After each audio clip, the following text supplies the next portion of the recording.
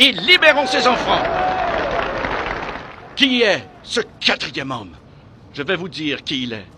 Dans la Genèse, il est la semence de la femme. Dans Exode, il est l'agneau pascal.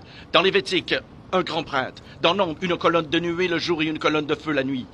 Dans Deutéronome, il est le prophète comme Moïse. Dans Josué, il est le capitaine de notre salut. Dans Juge, il est notre juge et législateur. Ruth, il est le rédempteur. 1 et 2 Samuel, il est un prophète de confiance. Dans Roi et Chronique, notre roi qui règne.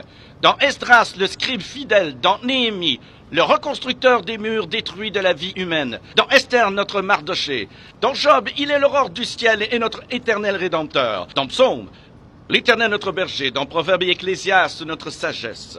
Dans Cantique des Cantiques, il est l'amoureux de l'époux. Dans Ésaïe, il est le prince de paix. Dans Jérémie, il est le germe juste. Dans Lamentation, le prophète qui pleure. Dans Ézéchiel, l'homme aux 4 visages. Dans Daniel, le 4e homme de la fournaise ardente. Dans Osée, il est le mari fidèle pour toujours marié au rétrograde. Dans Joël, celui qui baptise du Saint-Esprit et de feu. Dans Amos, le porteur de fardeau. Dans Abdias, puissant sauveur. Dans Jonas, notre grand missionnaire. Dans Michée, le messager aux beaux pieds. Dans Nahum, le vengeur des élus de Dieu. Dans Habacuc, l'évangéliste de Dieu criant « Accomplis ton œuvre dans le cours des années ». Dans Sophonie, le sauveur. Dans Agé, le restaurateur de l'héritage perdu. Dans Zacharie, la fontaine ouverte dans la maison de David pour le péché et l'impureté. Dans Malachie, le soleil de la justice s'élevant avec la guérison sur ses ailes. Qui est ce quatrième homme?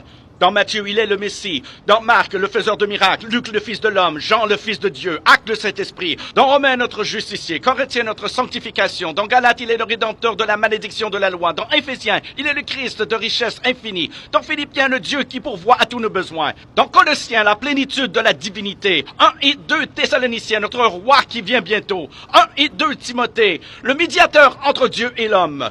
Tite, notre fidèle pasteur. Philémon, notre ami qui est plus proche qu'un frère.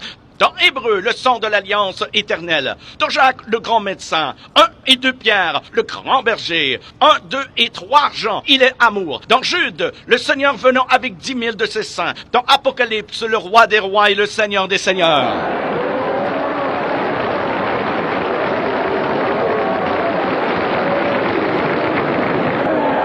Qui est ce quatrième homme? Je vais vous dire qui il est. C'est le sacrifice d'Abel. L'arc-en-ciel de Noé, le bélier d'Abraham.